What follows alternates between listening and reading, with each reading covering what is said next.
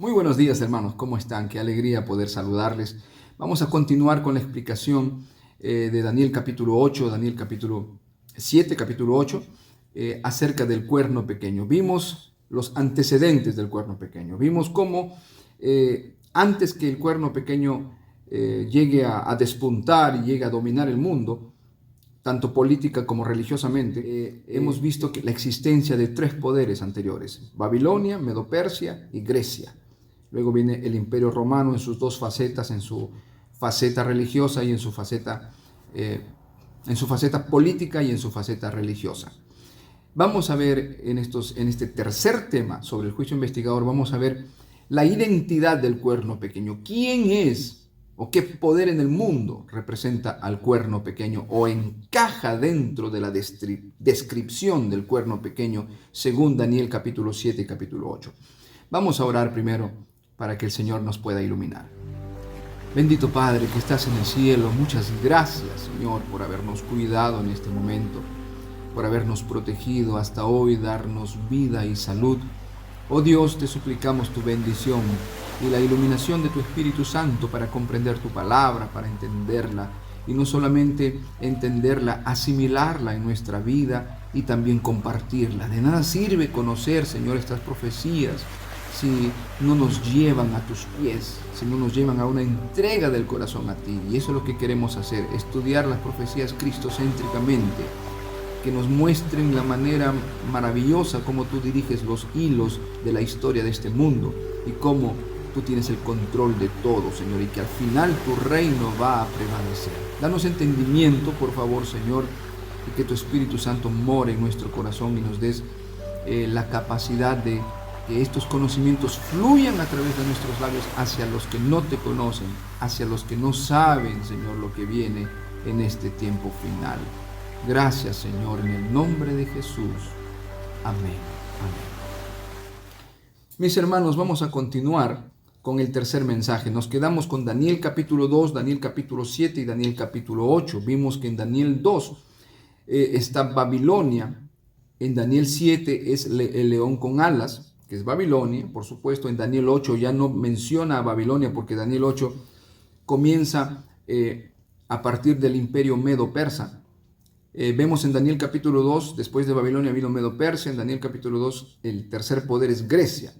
Y de ahí viene un último reino mundial que va después que Grecia cae, va hasta el fin. Este imperio, último imperio mundial, va hasta el fin. Es un reino mundial que va hasta el fin del tiempo, hasta la venida de Cristo, donde es destruido y el reino es dado a los santos, como vimos en el tema número 1. En Daniel capítulo 7 también se presenta lo mismo: el león con alas, que es Babilonia; el oso, que es Medo-Persia; el leopardo, que es Grecia; y el último reino mundial, que va desde que cae Grecia hasta el fin del tiempo, hasta que viene la destrucción sobrenatural de Dios en esta tierra, con el reino de Dios, para entregarlo a sus santos.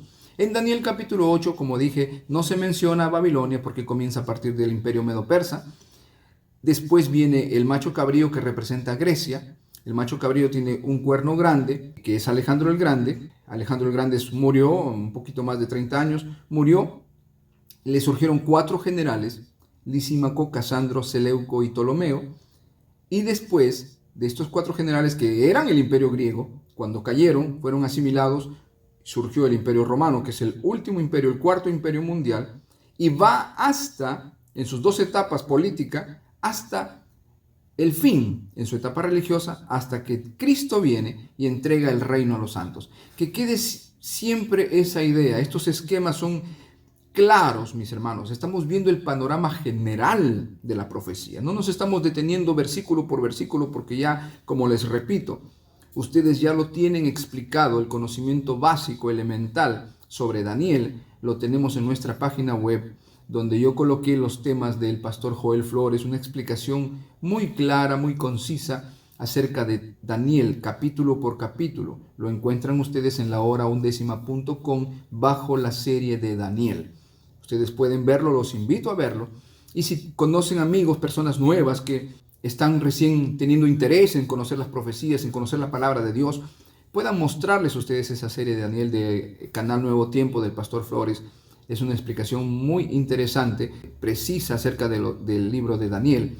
Lo que estoy viendo, yo estoy tratando simplemente de dar un panorama general para entender las cosas mejor desde una perspectiva más global, más panorámica y sobre todo destruir, derrumbar los ataques que se han presentado en contra de la doctrina del juicio investigador. Ese es el propósito. Por supuesto, no es una explicación erudita, por supuesto, en absoluto. Es una explicación práctica, simple, sencilla, para que todos la podamos entender, analizar y sobre todo presentarla al mundo, ¿ok? A las personas que no conocen este mensaje.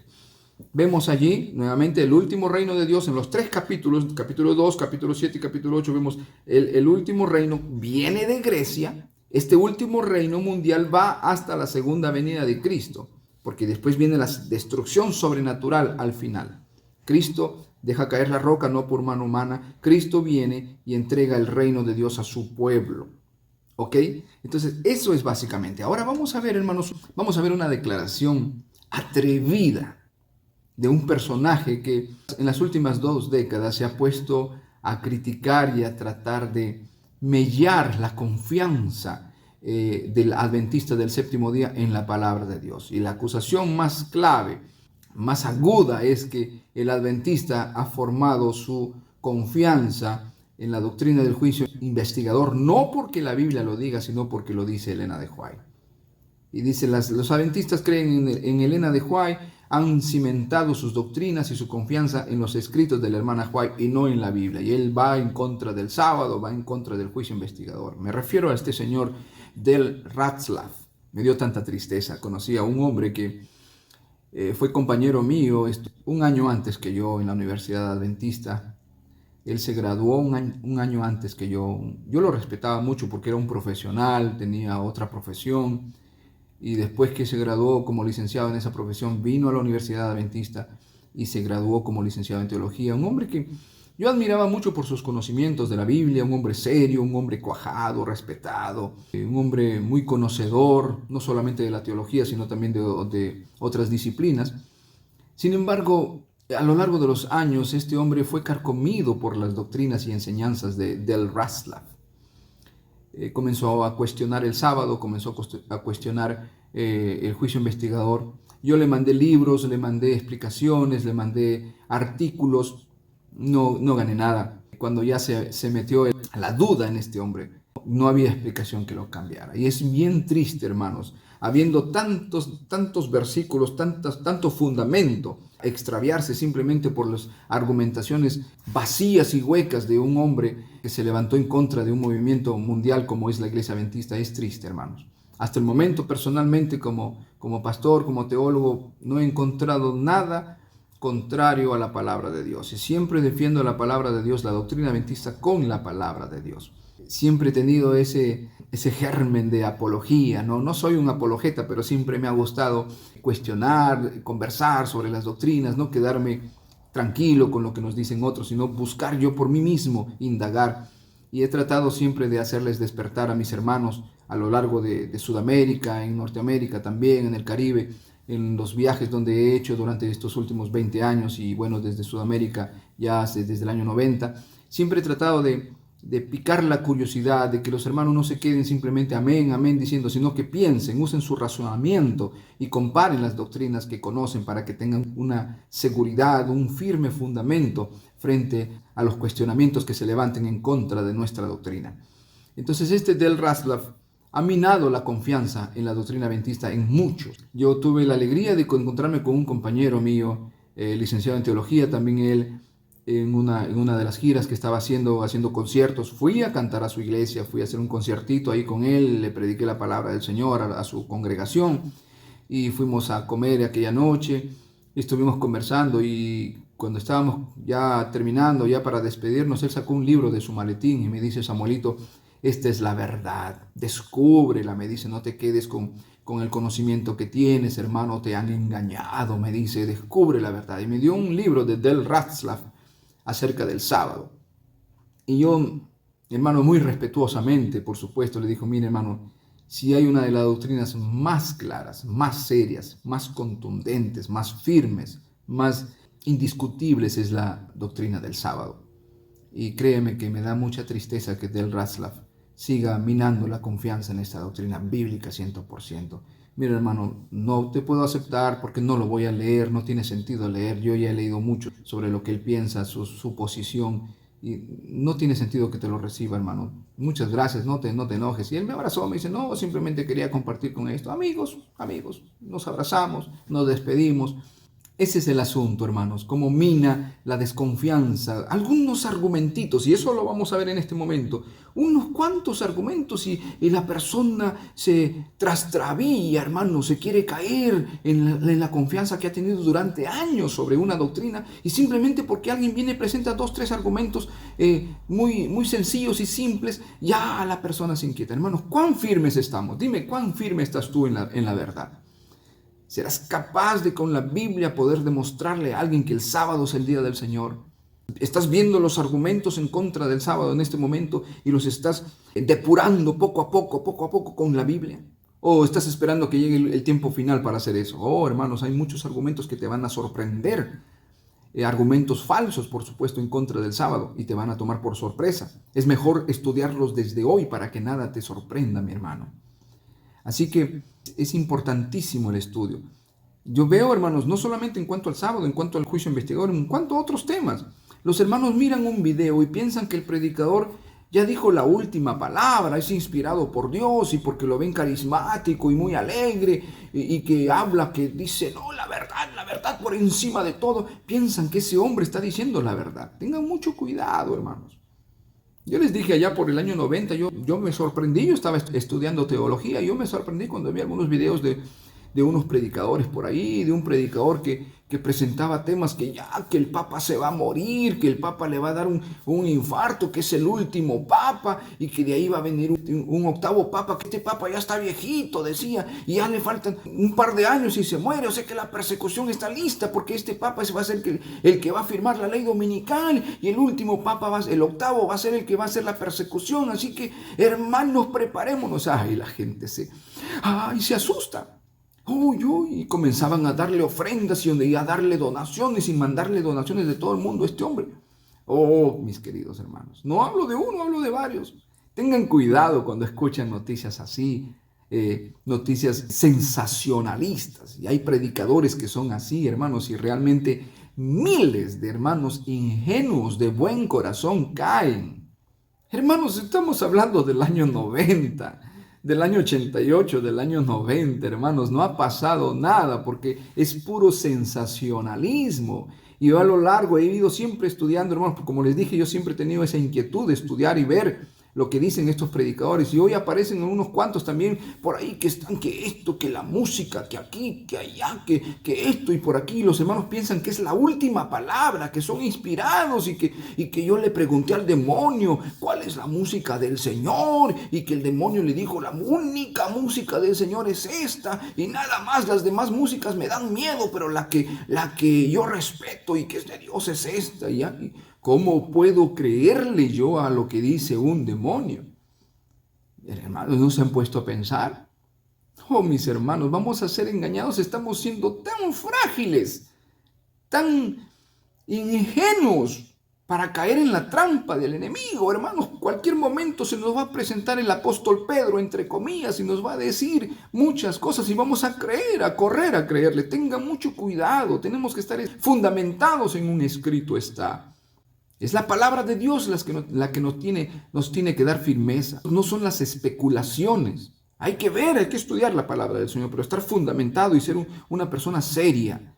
Como dice el Salmo 1, bienaventurado aquel que no anduvo en consejo de malos, ni estuvo en camino de pecadores, ni en silla de escarnecedores se ha sentado, sino en la ley de Jehová. O sea, en la palabra de Dios está su delicia, y en su ley, en la Biblia, medita de día y de noche. Será como árbol plantado junto a corrientes de aguas, que da su fruto a su tiempo y su hoja no cae. Y todo lo que hace prosperará. Ese es el lema nuestro. Estar como un árbol, no es como una hoja que se lleva. Viene un predicador ahí de esos alarmistas y ¡bum!, se van para allá. Viene otro y ¡bum!, para allá. Y le sueltan el dinero y aquí lo apoyan. Y después pasan 5 años, no ha sucedido ninguna profecía. Y vienen dando profecías aquí y fechas acá y fechas allá. Y el grupo y el montón de los ingenuos se van siguiéndolo, se van a apoyarlo. Y el otro está, pues, hermanos queridos, el predicador tal está con su tremenda casa de $500,000. Está con tremendas propiedades, andando en carros de lujo. Y nadie sabe cómo viven estos predicadores. Mi querido hermano, averigua dónde vive el predicador. ¿Qué carro usa? ¿Qué reloj usa? ¿Qué celular usa? Averigua, hermano, cuáles son sus propiedades del predicador, a quien tú, con tu corazón lleno de amor, lleno de cariño, lleno de fervor misionero, le estás mandando el dinero de Dios. Mucho cuidado, hermanos. Por eso que han aparecido muchos predicadores. Ya les digo, desde la década de los 80 y 90 han aparecido predicadores alarmistas que solamente buscan las ganancias materiales y la comodidad. Es muy triste, hermanos. Es muy triste. Yo no estoy en contra del estudio de profecías, no. En mi iglesia, hermanos, estoy enseñando la palabra de Dios a cabalidad. Y siempre he enseñado las profecías, pero no para alarmar. No les voy a traer aquí un par de noticias aquí del presidente de los Estados Unidos, que es católico, que ya comienza la persecución, que este es el que va a ser. Nadie sabe nada, hermanos, porque eso lo vengo escuchando hace 40 años. Porque, hermanos, yo tengo 51 años y mis padres eran adventistas, mis abuelos eran adventistas. Yo vengo escuchando, hermanos, años y años. Y no nos dejemos sorprender, hermanitos nuevos que tienen 5 años, 10 años en la fe, se sorprenden y dicen, ya. Va a venir el Señor, preparémonos para la venida de Cristo. Si tiene que venir hoy, estemos listos. Si tiene que venir mañana, estemos listos. Si tiene que venir en 100 años, estemos listos para la segunda venida de Cristo. Amén. Me llaman a mí de todo el mundo, me llaman Pastor Aponte, usted sabía, quiero hacerle una pregunta. Mire, mi hijo tiene que graduarse en la secundaria y de ahí, mejor que ya no estudie, ¿no es cierto, pastor? Porque ya no hay tiempo, ya Cristo viene, me dice. Mejor que es que he escuchado a tal fulano, a tal sutano predicar y ya que el presidente va a dar la ley dominical y mejor que ya no estudie. Oh, mis hermanos. Todo lo que he juntado para el college de mi hijo se lo voy a mandar a este predicador porque ya no vale la pena que estudie. ¿Para qué tirar ese dinero en la universidad de mi hijo? Si ya Jesús viene, mejor que darlo al predicador para que venga Jesús. Si estemos preparados hoy con el Señor, agarrados de la mano del Señor, firmes, formando, dejándonos que el Espíritu Santo nos imbuya y nos forme conforme a su carácter. Pero también hagamos planes. Que Dios nos ayude, oro en mi corazón para que usted despierte y no sea ingenuo y no caiga en las trampas de estos falsos predicadores alarmistas. Datos que dan son cuestionables, son inexactos. Vamos a ir. Miren lo que dice Del Ratzlaff. Hay acusadores falsos, predicadores falsos de afuera y hay acusadores falsos, predicadores falsos desde adentro. Estos alarmistas son desde adentro. Del Ratzlaff está afuera y nos está atacando y vamos a ver si tiene la razón o no. Miren lo que dice. Casi todos los eruditos de la Biblia, eso lo dice este hombre, Del Ratzlaff, lo dice en su libro The Cultic Doctrine of Seventh-day Adventists, en la página 167. Es la doctrina cúltica de los adventistas del séptimo día. ¿Por qué le llaman culto a la iglesia adventista? Este hombre le llama que la iglesia adventista es un culto. Un culto es un grupo por allí extremista que se levanta bajo el liderazgo de alguien. Pretenden ser un grupo sui generis, único, con respuestas para todo. Generalmente se le llama cultos aquí en los Estados Unidos a los masones, a sociedades secretas. Generalmente se les llama cultos. O grupos religiosos que no tienen su base en la Biblia 100%, sino creen en profetas como los mormones, creen en profetas extraños. Entonces, es por eso que mi intención es que usted se cimiente en la palabra de Dios. Hoy, hermanos, el mundo está conociendo a los adventistas y a muchos hermanos que sean con Elena de White. Yo sé que los escritos de la hermana White son santos y son palabra de Dios, eso sí. Pero eso es para nosotros. Usted no va a ir a defender la verdad adventista usando el libro Gran Conflicto, decía a toda la gente. No, usted tiene que usar la palabra de Dios para defender la doctrina. Los evangélicos nos ven mucho que citamos a Elena de White y dicen, estos adventistas puro Elena de White. Han basado sus doctrinas en Elena de White. Y por eso que este hombre, Del Ratzlaff, nos está acusando también en este libro. Miren lo que dice así. Casi todos los eruditos de la Biblia creen que el cuerno pequeño representa a Antíoco Epífanes IV. Daniel declara que este poder proviene de una de las divisiones del imperio de Alejandro. Es claro que se trata de una potencia malévola que hace grandes estragos contra los santos. Los adventistas creen que este cuerno pequeño es Roma. No obstante, la evidencia de que se refiere a Antíoco es abrumadora. Ya vamos a ver si es abrumadora la evidencia a favor de Antíoco. Ahora, este hombre, Del Ratzlaff, dice que todos los eruditos, casi todos los eruditos de la Biblia creen que el cuerno pequeño representa a Antíoco Epífanes. Se está refiriendo a los eruditos que están fuera de la iglesia adventista, no adventistas. Y todos creen que Antíoco Epífanes, y no creen en el sábado, no creen en los 10 mandamientos, no creen en la segunda venida de Cristo tal cual lo dice la Biblia. Creen en el rapto secreto la mayoría de estos eruditos. ¿Cómo me puedo basar yo en una doctrina bíblica simplemente confiando en lo que dicen la mayoría de los eruditos? Y estamos hablando de eruditos de la Biblia que su método de interpretación no es historicista, sino es futurista, muchos de ellos preteristas. Entonces, ¿cómo? Ok, este hombre se está basando en los eruditos de la Biblia de afuera. Ya vamos a ver si tienen la razón o no. ¿Qué dice, hermanos, la palabra de Dios? Miren, hermanos, ¿quién es Antíoco Epífanes IV? Al morir Alejandro Magno le sucedieron 4 reyes, ustedes saben la historia, quienes estos hombres se dividieron el imperio griego, mataron al hijo de Alejandro, algunos de ellos, y se dividieron el imperio griego, haciendo que el imperio esté dividido en 4 potencias. Estos 4 generales fueron Ptolomeo, Lisímaco, Casandro y Seleuco. Y aquí lo pongo con mayúsculas a Seleuco porque es de donde vienen los Seleucidas. ¿Ok? La dinastía Seleucida, de donde salió Antíoco Epífanes. Entre ellos se encontró Antíoco Epífanes IV. Él no fue uno de los reyes más destacados de la dinastía Seleucida. Fue el 8º rey. Y después de él 12 reyes más le siguieron a Seleuco. Miren, ni siquiera fue Seleuco, ni siquiera tuvo el poder de Seleuco, de su padre, diríamos así. Fue simplemente un rey más, diminuto rey. Antíoco Epífanes pasó desapercibido en la historia, hermanos. Gobernó desde el año 175 a.C. hasta el año 164 a.C. Más de 10 años, poco más de 10 años. Vamos a ver qué pasó y por qué dicen la mayoría disque de eruditos de la Biblia en la actualidad creen que es Antíoco Epífanes el cuerno pequeño. Vamos a ver por qué. Antíoco Epífanes, hermanos, ¿qué hizo? Él profanó el santuario de Jerusalén cuando Palestina cayó bajo el dominio seleucida en el año 198 a.C.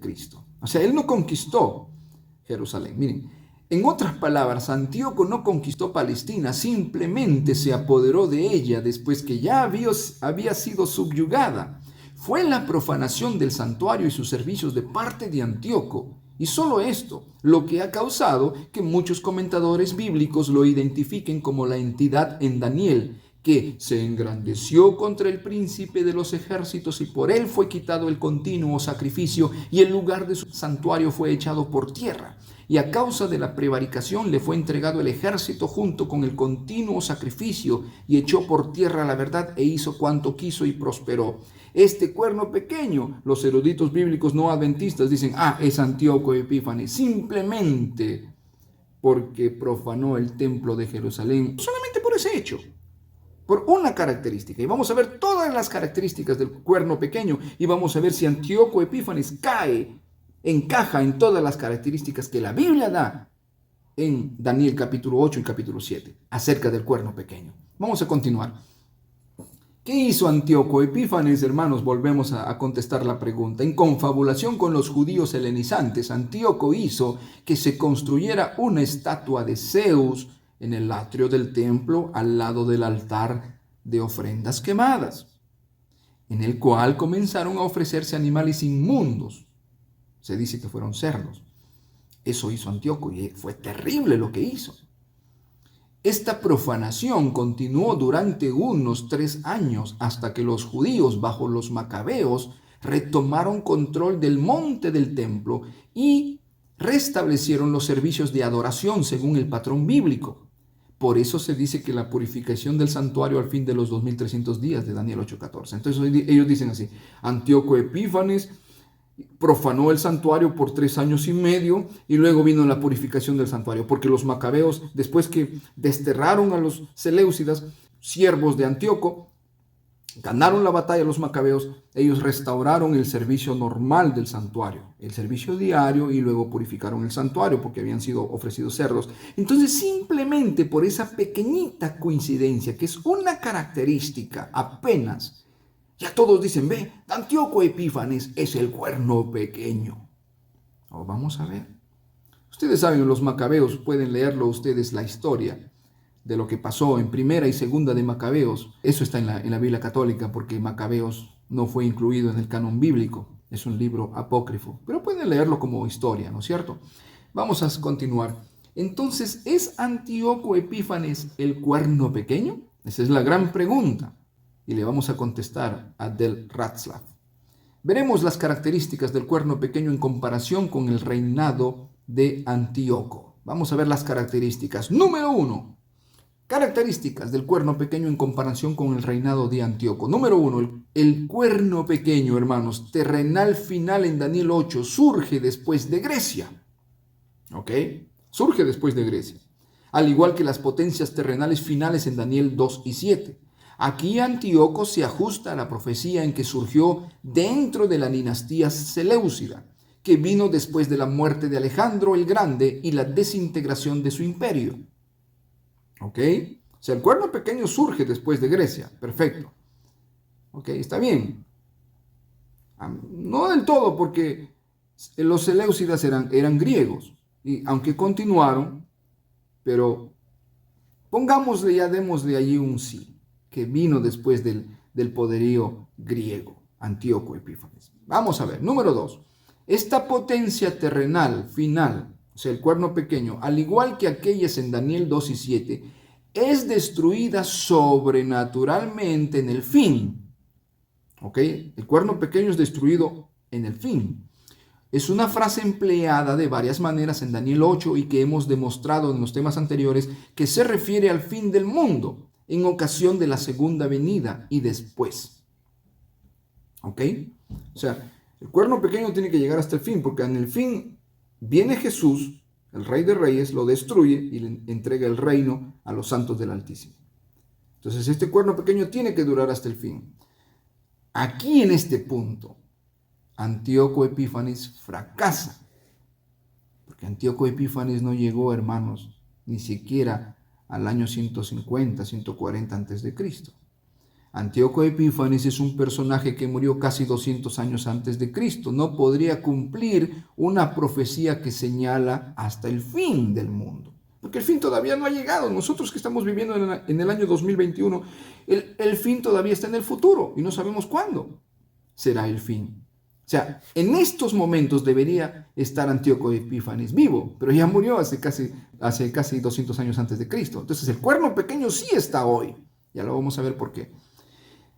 Entonces, hermanos queridos, tampoco hay indicaciones de que Antíoco Epífanes haya muerto por causas sobrenaturales. Nadie sabe eso. No hay detalles sobre su muerte. Número 3. Sea lo que fuere esta última potencia terrenal, en Daniel 2 y 7 y 8, surge después de Grecia y se extiende hasta el fin del mundo. ¿Ok? Por lo tanto, la potencia representada en los 3 capítulos debe haber existido durante muchos siglos. De hecho, en los 3 capítulos esta potencia existe hasta el fin, refiriéndose al cuerno pequeño, debería existir hasta el fin. Lo que significa que debe estar en existencia ahora mismo, porque todavía estamos entre la caída de Grecia y la segunda venida de Cristo. ¿Ok? Repito, un rey que pasó a la historia junto con la dinastía que gobernó temporalmente en el segundo siglo antes de Cristo, difícilmente podría ser la entidad representada en Daniel 8, o sea, del cuerno pequeño, que surge después de Grecia y se extiende año tras año hasta el fin del mundo. O sea, Antíoco Epífanes no es el cuerno pequeño, porque ya murió. El cuerno pequeño, de acuerdo a la Biblia, está ahora activo y va a ser destruido en la segunda venida de Cristo. Número 4. Esta última profecía en Daniel 8 es la misma potencia representada en Daniel 2 y 7. Los 3 capítulos siguen una secuencia, ¿ok? Acuérdense, Medo-Persia, lo que les dije al comienzo, Grecia y hasta el último reino representado en cada capítulo y previo a la intervención sobrenatural de Dios. O sea, viene Babilonia, Medo-Persia, Grecia, Roma, que es el cuerno pequeño en su etapa religiosa y política, por supuesto, porque Daniel 8 es Roma política y Roma religiosa a la vez. Roma dura, es el hierro de la estatua, dura hasta el fin, hasta que cae la piedra, ¿ok? Hasta que Cristo viene y le entrega el reino a sus santos, ¿ok? Ese es Roma. Sabemos que la secuencia viene Babilonia, Medo-Persia, Grecia y Roma, ¿ok? Antíoco Epífanes, ¿dónde queda? En Daniel 2 y 7 es indudable que este último reino, o sea, el cuerno pequeño o Roma, sea el último reino terrenal antes del establecimiento del reino de Dios. Daniel 8, luego de la secuencia de Medo-Persia y Grecia, incluye otra potencia mundial que resulta destruida sobrenaturalmente por Dios. Sea cual fuere esa potencia final que surge después de Grecia y destruida sobrenaturalmente al fin, como los 2 reinos finales en Daniel 2 y 7, existen evidencias poderosas que sugieren que esta potencia simbolizada por el cuerno pequeño en Daniel 8 es la misma potencia representada en los capítulos 2 y 7. Es la misma potencia. O sea, el cuerno pequeño en Daniel 7 y en Daniel 8 es la misma, que dura hasta el fin. ¿Ok? Dura hasta el fin. Y no podría ser o haber sido Antíoco Epífanes. Entre Daniel 2 y 7 y 8, Antíoco queda totalmente descalificado. ¿Cómo podría Antíoco ser el último reino en existencia antes de que Dios establezca su reino al fin de la historia, si él mismo se desvaneció, desapareció en el segundo siglo antes de Cristo? Por supuesto que no. Antíoco Epífanes, hermanos, jamás pudo ser el cuerno pequeño, que era una potencia mundial que iba a durar hasta el tiempo del fin. Y lo estamos viendo, porque si vamos a Apocalipsis capítulo 13, Apocalipsis capítulo 17 y el capítulo 18 también, vamos a ver que esa potencia mundial llamada Babilonia, la gran ramera o la bestia de Apocalipsis 13, que es la primera bestia de Apocalipsis 13, la vemos hoy en el mundo, reinando en el mundo, detrás de bambalinas, con todo su poder. Ok, ya vamos a ver cuando entremos a Apocalipsis 13. Número 5, esta potencia final en Daniel 8, o sea, el cuerno pequeño, al igual que las potencias terrenales finales de los capítulos 2 y 7, es una entidad perseguidora. Ok, el cuerno pequeño persiguió a los santos. Antíoco fue una entidad persecutoria, así que en este aspecto sí concuerda con la descripción profética. O sea que aquí sí, hay que aceptarlo. Antíoco persiguió a los judíos en Jerusalén. Persiguió, mató a muchos, hermanos, hizo destrozos. Fue una entidad, un poder persecutorio. Nadie duda de eso. Aunque fue por poco tiempo, un poco más de 3 años, pero nadie duda de eso, de su poder perseguidor. Aquí sí encajaría, si hablamos de que este cuerno pequeño fue perseguidor. En ese punto sí. Vamos a continuar. Número 6. Esta última potencia terrenal, o sea, el cuerno pequeño, según la describen Daniel 2, 7 y 8, en muchas maneras es más poderosa que los reinos que la precedieron. ¿Ok? Más poderosa que Babilonia, era el cuerno pequeño, más poderoso que Medo-Persia, más poderoso que Grecia. O sea, el cuerno pequeño era más poderoso que las 3 potencias que se le adelantaron. Incluso el hecho de que en la mayoría de los casos se dedican más versículos y detalles a describir lo que es y lo que hace que lo que se dedican a las potencias precedentes. O sea, los versículos que se usan para referirse al cuerno pequeño, a su descripción y a lo que hace, son más extensos y son más en cantidad que los que se dedican a Grecia, a Medo-Persia y a Babilonia. O sea, esta potencia era súper poderosa, mucho más que las antecesoras. Ahora, ¿Antíoco Epífanes fue más poderoso que los demás? Hermanos, no tenía, no le llegaba ni a la uña del oso, ni a la punta del diente del leopardo. Oh, hermanos, Antíoco Epífanes fue nada prácticamente en la historia. Aquí tampoco Antíoco siquiera se acerca. Por ser un rey no muy exitoso de una dinastía que en el mejor de los casos fue más débil y pequeña que Grecia o Medo-Persia, Antíoco incluso en el cenit de su poder no concuerda con este atributo del cuerno pequeño, a quien innegablemente se lo describe como mayor que Medo-Persia y probablemente mayor que Grecia. Nuevamente, el único reclamo por notoriedad histórica de Antíoco fue el periodo de 3 años en el cual profanó el templo de Jerusalén, una actividad que difícilmente merece el tiempo, espacio y terminología que la Biblia dedica a la descripción del cuerno pequeño. Solo por eso ya dicen que Antíoco es el cuerno pequeño. No, hermanos, no podemos solamente basarnos en una característica. Tenemos que ver todo el panorama, ver todas las características, porque la Biblia es específica, es clara. Si menciona 10 características para determinada bestia o para determinado reino, la historia tiene que corroborar y llenar las 10 características. No llenar 2, no llenar 8, o 7, no. Llenar todas las características, porque la palabra de Dios es perfecta para evitar dudas. Es clara. Si Dios se fija en los detalles en su profecía, hermanos, ¿tú crees que el Señor se ha olvidado de ti? Si la palabra de Dios, Jesús dijo que nuestros cabellos están todos contados, ¿crees tú que el Señor se ha olvidado de ti? Puedes estar sufriendo, tal vez en la cama de un hospital, puedes estar triste, tal vez porque perdiste el trabajo, porque perdiste a tu esposa, perdiste a tu hijo, yo no sé. ¿Qué puñal está atravesando tu alma, hermano? Yo no lo sé. Pero sí sé y te digo que confíes en ese Dios que está en los cielos, porque Él se está preocupando por ti. Él está triste por ti y Él te cubre con su gracia. Él te ha prometido la vida eterna, aunque tengas que morir y sufrir en esta tierra. Él te ha prometido con seguridad la vida eterna. Puedes ser pobre en esta tierra, puedes pasar sufrimiento y desgracia en esta tierra, pero tienes las puertas abiertas del reino de Dios para ti.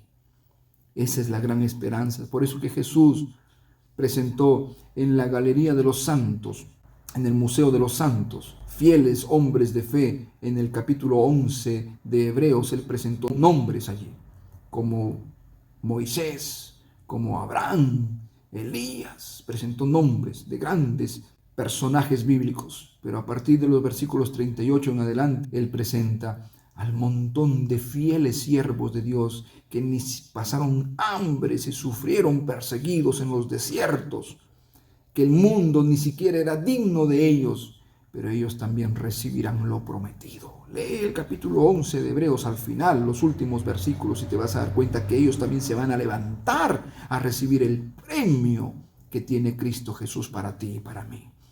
Así que puedes pasar dolor, yo sé, yo no te estoy diciendo que no vas a pasar dolor nunca, no, pero es el Señor el que está a tu lado también llorando contigo, también en el lecho de dolor te acompaña porque Él sí se preocupa por ti. Es por eso que Él ha dejado bien detallada la profecía, para que no dudemos de su control absoluto en los sucesos de esta tierra, mis hermanos.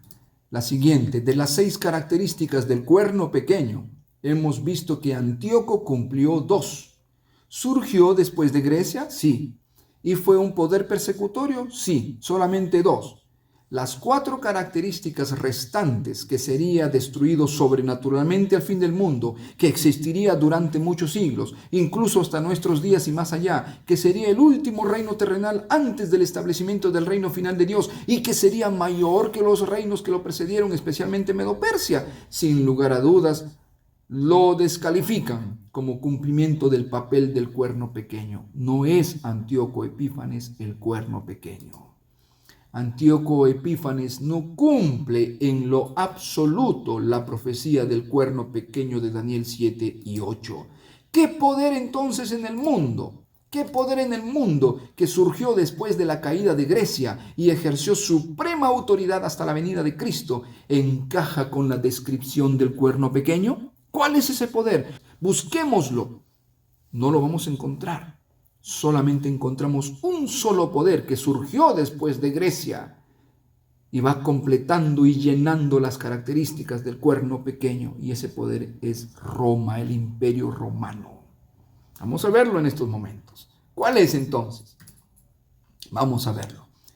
Mientras Daniel observaba los 10 cuernos que notó, él ve que del cuarto animal surge un cuerno número 11, un 11º cuerno pequeño. A pesar de ser pequeño, es más fuerte que los demás cuernos. Se hace grande. Miren, examinemos las características del cuerno pequeño en Daniel 7 y en Daniel 8, es lo mismo. Surge de los 10 cuernos. Número 1, este cuerno pequeño surge de los 10 cuernos. Daniel 7:24 dice que tras ellos se levantará otro cuerno pequeño. Es un poder político, es un reino, porque es un cuerno. Surge luego de la división del Imperio Romano. Cuando cae el Imperio Romano en el año 476 después de Cristo, surge el cuerno pequeño, después del Imperio Romano. Pero en Daniel 8, el cuerno pequeño cumple las características del Imperio Romano en su etapa política y también en su etapa religiosa. En Daniel 7, el cuerno pequeño comienza su etapa religiosa, describe la etapa religiosa del cuerno pequeño. Pero Daniel 8 va más allá, es más abarcante en las características del cuerno pequeño. Cubre tanto en su etapa política del Imperio Romano como en su etapa religiosa. Estamos viendo Daniel 7 que cumple en la etapa religiosa nada más el cuerno pequeño. Por eso decimos que surge luego de la división del Imperio Romano. Repito, el cuerno pequeño en Daniel 7 comienza después de la división del Imperio Romano en el año 476 después de Cristo. El cuerno pequeño en Daniel 8 abarca tanto el Imperio Romano que surgió en el año 168 antes de Cristo en su etapa política y también abarca su etapa espiritual que comenzó en el año 476 después de Cristo, o sea, su etapa religiosa. O sea, el cuerno pequeño en Daniel 8 es más abarcante que el cuerno pequeño de Daniel 7. El cuerno pequeño de Daniel 7 solo abarca la etapa religiosa del cuerno pequeño. El cuerno pequeño de Daniel 8 abarca tanto la etapa política del Imperio Romano y la etapa religiosa. 3. Se desarrolla en Occidente, en Europa, no en Jerusalén, el cuerno pequeño. Vamos a ver. Número 2. El cuerno pequeño en Daniel 7 derribó a 3 de los cuernos. A 3 reyes derribará, dice Daniel 7 y 8, 20 y 24. Luego del año 476. Es un poder político, militar y religioso también. Luego, los visigodos fueron vencidos por el rey católico Clodoveo, conocido también como el Nuevo Constantino, en el año 508. Aquí están los 3 cuernos que fueron derribados por el cuerno pequeño cuando tomó el poder absoluto. Los visigodos fueron uno de los cuernos que fueron destruidos. Recuerdan los 10 cuernos que lo vimos en el tema número 1. El siguiente cuerno, el segundo cuerno que fue destruido por el cuerno pequeño fueron los vándalos. Justiniano y el ejército de las fuerzas católicas vencieron a los vándalos en el año 534. Y el tercer cuerno que fue derribado fueron los ostrogodos en el año 538. Venció este cuerno pequeño a estas 3 tribus o cuernos por sus creencias arrianas en contra de las suyas. Estas 3 tribus o 3 cuernos, los visigodos, vándalos y ostrogodos, eran arrianos, no creían en Cristo como Dios, no creían en el Espíritu Santo, solo creían en la divinidad del Padre. Decían que Jesús era un Dios menor, un Dios creado por el Padre, tan igual como lo enseñan hoy los testigos de Jehová. Entonces el Papa, que mandaba a los ejércitos de aquel entonces, estaba muy molesto. Él quería que todos los cuernos, que toda Europa creyera en la Trinidad, que es Dios Padre, Dios Hijo en el Espíritu Santo, ya que la Trinidad ha sido una de las doctrinas claras bíblicas que ha enseñado la Iglesia Católica. Yo creo que la única que es bíblica de la Iglesia Católica. Y se ha mantenido hasta hoy, porque la Biblia habla de un Dios triuno, hermanos. No podemos negar eso. Entonces la Iglesia Católica imponía sus doctrinas, imponía a la fuerza, se molestaba y los mandaba a ejecutar si no creían lo que creía el papado. Ahora, mis hermanos, ¿no está pasando con eso, con muchos hermanitos hoy, que si tú no crees como ellos se molestan contigo? Hermanos, tenemos que tener mucho cuidado. Nosotros no tenemos el espíritu del cuerno pequeño. No podemos imponer nuestras ideas, no podemos imponer nuestras doctrinas a la fuerza. Yo predico, hago una campaña evangelística. Se manifiesta el poder del Espíritu Santo noche tras noche. La gente viene a los pies de Jesús. Hay un reavivamiento tremendo. Termino mis llamados con una alabanza, y solamente porque mi alabanza tiene unos cuantos platillos, los hermanos me dicen: "Oh, todo esto es del diablo, este pastor es un apóstata, es un mundano". Por un hecho tan insignificante, lo tomamos como si eso fuera un asunto de salvación. Oh, mis hermanos, hay que tener mucho cuidado. Y se molestan y se enojan y no le hablan más a uno. Hermanos queridos, ese es el espíritu del cuerno pequeño. Ah, ¿no crees como yo? Te voy encima. Ah, ¿no crees como yo? Vamos a flagelarlos, vamos a matarlos. Y fue así como el cuerno pequeño destruyó a estas 3 tribus bárbaras, a los visigodos, vándalos y ostrogodos, porque no creían como el cuerno pequeño creía. Mucho cuidado, hermanos. No hagamos de cosas insignificantes algo salvífico. Si yo uso la corbata a cuadros y tú dices que esas corbatas a cuadros son del mundo, son mundanas, que tienen que ser de un solo color, entonces yo estoy descalificado para la salvación solamente por la corbata. Oh, mis hermanos, hay que tener mucho cuidado con qué espíritu nosotros enseñamos la palabra del Señor. Eso no son señales de apostasía. Apostasía es hablar en contra de la verdad. Es hablar blasfemias, cosas equivocadas y torcidas de la palabra de Dios. Y una de ellas es condenar a los demás. Hermanos queridos, con amor son las cosas. Así como yo estoy tratando de explicarles de todo corazón, si tú crees o no crees, seguiré orando por ti. Pero no puedo obligarte a creer lo que yo creo. Aún así te muestre la palabra de Dios. Yo a este mi amigo, que le mandé libros, le hablé, no podía obligarlo, hermanos. Le mostré, le di todo con mucho cariño. Ya quedará en él si él acepta la palabra de Dios y vuelve a los caminos del Señor. Han pasado ya más de 7 años cuando hablé con él. Varias veces, varias ocasiones. Y no, él ha respondido de una manera adecuada y continúa envolviéndose con las doctrinas de Del Ratzlaff, de este señor Ratzlaff.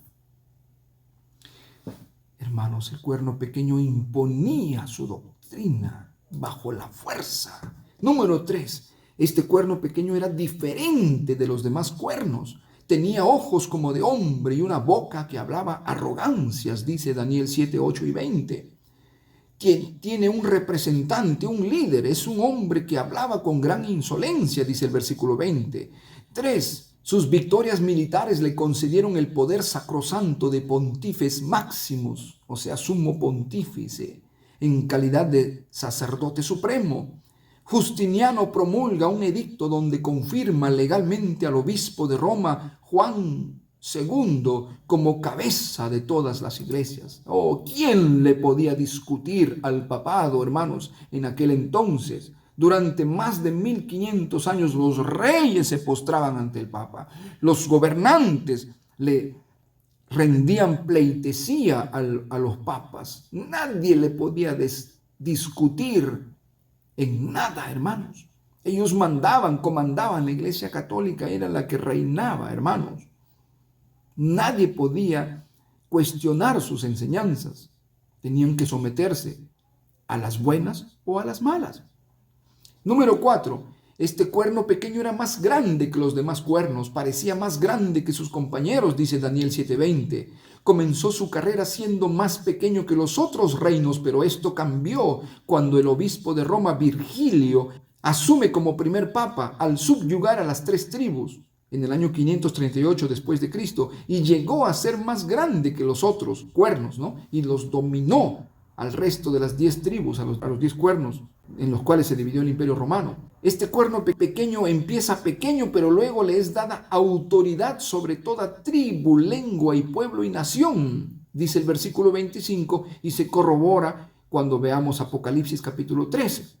Creció hasta ser un poder mundial este cuerno pequeño. Imposible que sea Antíoco Epífanes. Número 5. Este cuerno hacía guerra contra los santos y los vencía. Este cuerno pequeño hacía guerra contra los santos, Daniel 7, 21 y 25. Es un poder político militar que persigue y mata a los santos. Una persona santa guarda la ley de Dios, según Romanos 7, 12. La ley a la verdad es santa y el mandamiento santo y justo y bueno, pero este poder mata a los santos, a los fieles que guardan los mandamientos. Apocalipsis 12, 17 y 13, 7 describen al poder que persigue a los santos, los que guardan los mandamientos de Dios. Persiguió a los cristianos que guardaban la ley de Dios. Este poder perseguía a los santos por ser fieles. Número 6. Este poder hablaba contra el Altísimo. Daniel 7:25 dice que hablará palabras contra el Altísimo. Otras versiones dicen blasfemará contra el Altísimo. ¿Cuáles son sus blasfemias? Una blasfemia en la Biblia es hacerse pasar por otro. Es usurpar el cargo de otro, usurpar los títulos de otro, tomar los títulos de otro. Eso es blasfemia. No es un insulto en contra. Es una otra manera de insultar. Es hacerme pasar por el otro. Es como si yo voy a mi amigo que es profesor en una universidad y yo me hago pasar por un profesor y tomo el nombre de mi amigo. Estaría equivocado. Esa es una blasfemia en la Biblia. Este poder iba a hacer blasfemias, iba a decir blasfemias en contra de Dios. Blasfemia número 1, reclamar tener el poder de perdonar pecados. En Lucas 5, 20, 21 leemos que a Jesús lo acusaron de ser blasfemo porque él perdonaba pecados que solamente le correspondía hacer a Dios. Pregunto, ¿Jesús era blasfemo? ¿Jesús era Dios? Claro que era Dios. Si no lo fuera, sería un blasfemo. Número 2, ser un hombre común y querer ser Dios. Es el mismo poder de Apocalipsis 13:5 quien habla blasfemias. En segunda de Tesalonicenses también dice lo mismo, lo llama el hombre de pecado, quien se sienta en el templo de Dios como Dios haciéndose pasar por Dios. Se habla del mismo poder del anticristo, el cuerno pequeño, bestia, se le llama la Babilonia, se le llama el anticristo, se le llama el hombre de pecado. Número 6. Hablaba palabras contra el Altísimo. Este poder clama la prerrogativa de hacer lo que solo a Dios le pertenece, solo lo que Dios puede hacer. Estas pretensiones son practicadas por la Iglesia romana, donde los sacerdotes ofrecen perdón a sus adeptos mediante la doctrina de la confesión auricular y al afirmar que el Papa en la tierra ocupa el lugar del Dios Altísimo. Son afirmaciones blasfemas que sus mismos teólogos han dejado escritas en sus bulas, en sus escritos católicos de los padres de la Iglesia. Número 7. Intenta este poder cuerno pequeño, intenta cambiar los tiempos y la ley. Pensará en cambiar los tiempos y la ley, Daniel 7:25. Es un poder político, militar y religioso. Impone sus creencias por encima de la ley de Dios. Segunda de Tesalonicenses, capítulo 2 y 3, le llama el hombre de pecado. El pecado es transgresión de la ley, por esto este poder manda al mundo a desobedecer la ley de Dios, especialmente el cuarto mandamiento del sábado, ya vamos a ver de aquí. Se le llama el hombre de pecado. ¿Tiene el hombre autoridad para cambiar la ley de Dios? Imposible, hermanos. Nadie puede cambiar lo que Dios ha escrito, ni añadir ni quitar, dice Apocalipsis 22, 18 y 19. ¿Algún poder político o religioso introdujo cambios a la ley de Dios? No, por eso es que les digo, no hay otro poder en el mundo que encaje exactamente dentro de las características del cuerno pequeño como lo hace la Iglesia romana. El Imperio Romano, tanto en su periodo político como en su periodo religioso, encaja a la perfección con todas las descripciones y características que presenta la palabra de Dios en el capítulo 7 y 8 de Daniel. ¿Qué hace este cuerno, hermanos queridos? Miren lo que hace, vamos a verlo. Intenta cambiar los tiempos y la ley. Lo ha hecho este poder. Miren la Iglesia Católica, hermanos, en el Catecismo, cómo ha cambiado los 10 mandamientos. Usted lee los 10 mandamientos en la Biblia. Vamos a comparar, ahí ustedes lo van a ver. En el Catecismo dice, amarás a Dios sobre todas las cosas. La Biblia dice, no tendrás dioses ajenos delante de mí. Número 2 del Catecismo dice, no tomarás el nombre de Dios en vano. Número 2 de la Biblia, no te harás imagen ni ninguna escultura de lo que hay arriba en el cielo, en la tierra, debajo de la tierra. No te postrarás ante ellas ni les rendirás culto, porque yo soy Jehová, tu Dios, fuerte, celoso, que castigo la maldad de los padres sobre los hijos hasta la tercera y cuarta generación, y hago misericordias hasta millares de generaciones. Eso dice la Biblia. Número 3 de los 10 mandamientos del catecismo dice: santificarás las fiestas. Muy ambiguo, no se sabe cuál fiestas, cómo. El tercer mandamiento de la Biblia dice: no tomarás el nombre de Jehová tu Dios en vano. Número 4 del catecismo: honra a tu padre y a tu madre. Número 4 de la Biblia dice: acuérdate del sábado para santificarlo. 6 días trabajarás y harás toda tu obra, mas el séptimo día es de Jehová tu Dios. Por tanto, no harás tú obra alguna, ni tu hijo, ni tu hija, ni tu siervo, ni tu criado, ni tu extranjero que habita en medio de tus puertas o dentro de tus puertas, porque Jehová hizo los cielos y la tierra, el mar y todas las fuentes que en ella hay. Por eso Jehová bendijo y santificó el sábado. Eso dice la Biblia. ¿Dónde lo encuentras en el catecismo? No lo encuentras. No existe el mandamiento del sábado. Catecismo número 5, no matarás. Número 5 de la Biblia: honra a tu padre y a tu madre. Número 6 del catecismo: no cometerás actos impuros. Número 6 de la Biblia: no matarás. No robarás, del catecismo número 7. Número 7 de la Biblia: no cometerás adulterio. Número 8 del catecismo: no dirás falso testimonio ni mentiras. Número 8 de la Biblia: no hurtarás. Número 9 del catecismo: no consentirás pensamientos ni deseos impuros. Número 9 de la Biblia: no hablarás palabra contra tu prójimo, falso testimonio. Número 10 del catecismo: no codiciarás los bienes ajenos. Y número 10 de la Biblia: no codiciarás la casa de tu prójimo, ni la mujer de tu prójimo, ni cosa alguna de tu prójimo. ¿Cambió o no cambió? En el catecismo faltan el segundo mandamiento. Falta el segundo mandamiento, que ha sido sacado completamente del catecismo, y el cuarto mandamiento de la Biblia, que es el del sábado. O sea, el de las imágenes y el cuarto mandamiento han sido sacados. El cuarto mandamiento lo han puesto a santificar las fiestas, lo han sustituido para hacerlo muy misterioso, para que no sea muy claro. Y han dividido, para completar y que sean 10, han dividido el 10º mandamiento, lo han dividido en 2. Entonces, hermanos, la gente dice: sí, pero si el catecismo dice, ahí están los 10 mandamientos, pero no son lo mismo. El número 10 mandamientos es el mismo, pero los han cambiado. ¿Quién ha hecho eso? El único poder en el mundo que ha hecho esto es la Iglesia Apostólica Romana, sin lugar a dudas. Número 8. Este cuerno pequeño persigue por 1260 años, 3 años y medio. Daniel 7:25 dice: y serán entregados en su mano hasta tiempos y medio tiempo. Otras versiones quedarán bajo su poder durante 3 años y medio, dicen otras versiones. Un tiempo es un día. Un día en profecía bíblica es igual a un año. 3 años y medio suman 1260 días o 1260 años. Analicemos a la luz de la Biblia qué pasa con esto. ¿Cuáles son otras expresiones bíblicas usadas para describir el tiempo en que iba a reinar el cuerno pequeño? Según Apocalipsis 12:14, tiempo y tiempos y la mitad de un tiempo. Miren lo que dice: se le dieron a la mujer las 2 alas de la gran águila para que volase de delante de la serpiente al desierto, a su lugar donde es sustentada por un tiempo, tiempos y la mitad de un tiempo. ¿Ok? El otro texto se encuentra en Apocalipsis 12:6. Tenemos: la mujer huyó al desierto, donde tiene lugar preparado por Dios para que allí la sustenten por 1260 días. Es el mismo periodo, pero expresado en otras palabras. Número 3, Apocalipsis 13:5 dice: también se le dio boca que hablaba grandes cosas y blasfemias, y se le dio autoridad para actuar 42 meses. Es el mismo periodo, dicho de otra manera. 1260 días de Apocalipsis 12:6 es igual a 42 meses. Es lo mismo, 42 por 30 es igual a 1260 años o días, según Apocalipsis 3:15. Es el mismo periodo en Apocalipsis 12:14. Tiempo, tiempos y la mitad de un tiempo. 360 es un tiempo, 360 días, o sea, un año, tiempo. 2 años, tiempos, 2 años, 720 días. Y la mitad de un tiempo son 180. ¿Cuánto resulta? ¿Cuánto suma? 1260 días. Ok. Es lo mismo, hermanos. Es lo mismo. Este poder gobernaría por 1260 años. ¿Y fue así? Claro que fue así. Miren. Número 8, persigue por 1260 años. Este poder surge luego del año 476 después de Cristo, en el año 538.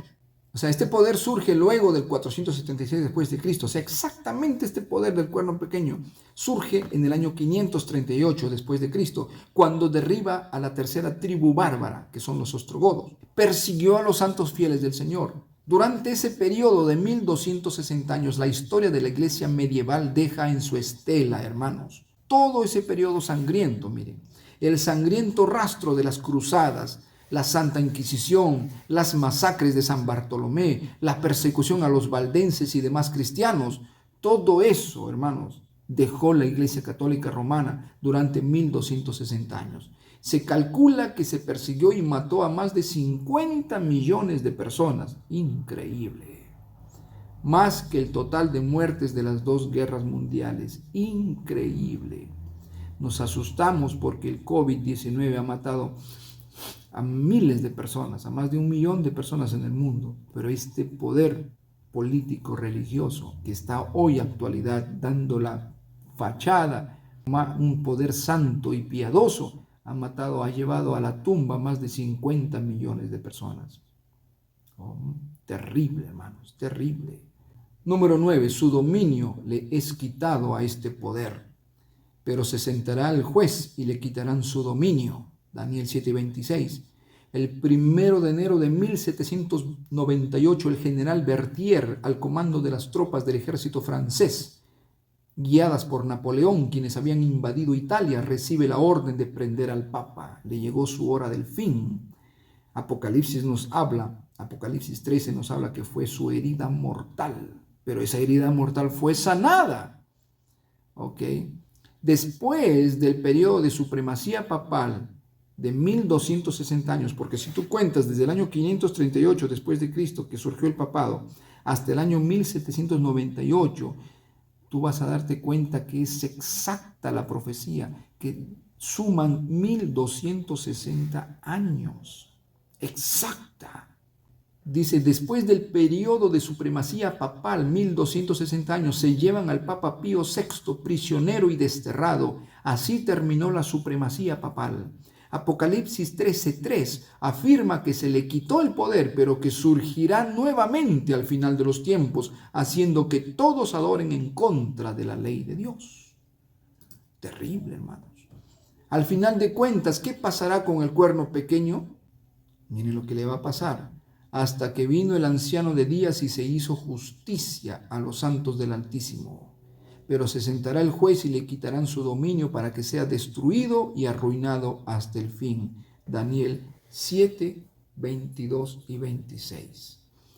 Por eso que el poder papal, el poder romano, dura desde que cae Grecia hasta la venida de Cristo, donde es destruido sobrenaturalmente por la venida de Cristo. Estamos viviendo, hermanos, bajo el poder del cuerno pequeño, que ha recobrado su herida, hermanos, y está en el mundo entero. Yo no voy a entrar en detalles, pero tú sabes que en el año 1989, que es la revista más importante de los Estados Unidos, publicó, hermanos, en su portada, la Santa Alianza. Y en la Santa Alianza estaba Juan Pablo II y Ronald Reagan, presidente de los Estados Unidos, quienes se unieron para derrocar al poder comunista. Tumbaron, hermanos, ese poder de hierro, que es el comunismo, que durante años habían hecho la oposición a la fe cristiana. Oh, hermanos, lo hicieron. ¿Cómo hicieron? No a través de una guerra. Lo hicieron por detrás de bambalinas. Así actúa este poder del cuerno pequeño, detrás de los gobernantes, usando a los gobernantes. Hermanos queridos, necesitamos estar preparados, necesitamos ir a los pies de Jesús. Del Ratzlaff se equivoca tremendamente al pretender con un par de versículos, con una característica del cuerno pequeño, decir que fue Antíoco Epífanes. Mentira, hermanos. Tenemos que estar preparados. No creamos a todo predicador simplemente por su carisma y simplemente porque sale diciendo que es un santo y que ama la verdad y que está en contra de la falsedad. No, hermanos queridos. Es un escrito está. Hermanos queridos, si ustedes quieren conocer los detallitos pequeños, minuciosos de Daniel, yo les recomiendo en nuestra página web, lahoraundécima.com. Están en orden todos los temas, texto por texto de Daniel que presenta el pastor Joel Flores en el canal Nuevo Tiempo. Una bendición. Entonces yo no he repetido, no me dedico a hacer eso. Lo podría hacer, lo he hecho durante años Es tan sencillo explicar el libro de Daniel, pero lo que yo voy es, ¿para qué redundar? Hacer lo que él ya ha hecho y otros pastores más. Así que yo voy a los puntos más álgidos nada más. Vamos a ir poniendo de aquí en el próximo video, vamos a ir poniendo cuándo comenzó el juicio. Hay un juicio. Hemos visto que sí, después de que reina el cuerno pequeño, recibe la herida de muerte, comienza el juicio en el cielo. Pero vamos a ver ahora cuándo comienza ese juicio. ¿En qué fecha comienza ese juicio? ¿Qué se hace en ese juicio en el cielo? Que es sinónimo de la purificación del santuario. Hablar de la purificación del santuario celestial es hablar del juicio preadvenimiento o juicio investigador o el juicio de los santos. Es lo mismo. ¿Qué se hace en ese juicio? ¿Qué se está haciendo en ese juicio? ¿Ok? ¿Será suficiente creer en Cristo y decir ya Cristo me salvó? Vamos a ver. ¿Para qué se hace en ese juicio? ¿Qué propósito tiene el juicio de Dios? ¿Ok? Vamos a entenderlo, hermanos, en el próximo tema. No te olvides, hermanos, que la iglesia adventista es el pueblo del Señor. Y aunque a ti te hayan echado, te hayan expulsado, tú sigue predicando. Aunque tu nombre no esté en el libro de la iglesia, sigue predicando la palabra de Dios, sigue ganando almas, sigue llevando esta verdad. Y aunque hayas sido víctima de la injusticia, tal vez de algún líder, de algún pastor o de algún hermano, no te preocupes, deja eso en las manos de Dios y tú sigue predicando la palabra del Señor. Denúncialo tal vez ahí, cuando te digo denúncialo, habla y di, menciona. Y háblale con autoridad, con humildad, con amor, pero di el pecado que cometió tal fulano. Sí, está bien, para que no seas cómplice, pero también no te molestes, no te enojes y salgas proclamando que la iglesia adventista se ha hecho Babilonia. No, mis hermanos, sigamos adelante. Yo, como les he dicho en mis videos pasados, desde el anteaño pasado he venido hablando, hermanos, cosas ciertas. Sí, pasan muchas cosas, pero hay que seguir predicando la palabra del Señor, la verdad, porque es Cristo quien nos va a salvar. Él nos ha dejado su verdad para proclamarla, para enseñarla al mundo. Para eso estamos aquí. La iglesia adventista, donde nos reunamos los sábados, tiene que ser una escuela para prepararnos, instruirnos y salir a proclamar al mundo. De nada sirve estar escuchando sentados, o muchos que escuchan a un predicador a través del internet y ya se quedan contentos porque no los mueve a la acción. No se trata de escuchar a un predicador ahí por la televisión y decir amén, qué lindo, y quedarse en la inacción. No, ese conocimiento tiene que llevarnos a proclamar el mensaje de manera ordenada, ganar almas de manera ordenada. No solamente tirar las verdades, no, tenemos que tirar las verdades de manera ordenada, de manera sistemática, para ganar a las personas, para llevarlas a los pies de Cristo. ¿Ok? Ese es el propósito. Llevarlas a los pies del Señor a las personas, enseñándoles verdad tras verdad, con mucha humildad, con mucha paciencia. A eso tiene que llevarnos el conocimiento de estas profecías, las reflexiones de estos videos, el estudio de la palabra de Dios. Porque si no te lleva a ganar almas, no sirve de nada. Por el contrario, te estás acarreando más condenación, porque estás aprendiendo más cosas que te van a condenar o me van a condenar si yo no las hago. ¿Ok? Estas verdades tienen que llevarnos a ganar almas, a ayudar a los demás, a entender mejor las profecías con amor y mucha paciencia. Que Dios te bendiga en esta hora, que Dios te bendiga y te guarde. Vamos a orar, hermanos, en este momento. Bendito Dios, gracias, Señor, por cuidarnos en esta hora. Gracias, Señor, por tu verdad, por aclararnos que Antíoco Epífanes no cumplió las características presentadas en tu palabra acerca del cuerno pequeño. Gracias, Señor, porque nos damos cuenta que hay hombres que son movidos por diferentes razones egoístas, Señor, pero que no aman tu verdad y no quieren enseñar tu verdad. Gracias porque nos has permitido estudiar tu palabra, nos has permitido comprender esta profecía, el panorama completo, Señor, y cómo el cuerno pequeño nunca y ni jamás pudo ser Antíoco Epífanes, sino está ahora actuando, porque va a ser consumido en el tiempo del fin, cuando Jesús aparezca en las nubes de los cielos. Gracias, Señor. Permite que esto nos haya clarificado, puedas dejar grabadas estas ideas en tus versículos de la palabra, todos estos esquemas en nuestra mente para poder explicar al mundo que no te conoce, que no sabe el mundo lo que está sucediendo en el mundo político actual, Señor. Ayúdanos, Padre, úsanos, abre nuestros labios de la mejor manera, pon las palabras correctas en nuestros labios para enseñar a los demás que no te conocen, Señor, que no saben tu mensaje de salvación.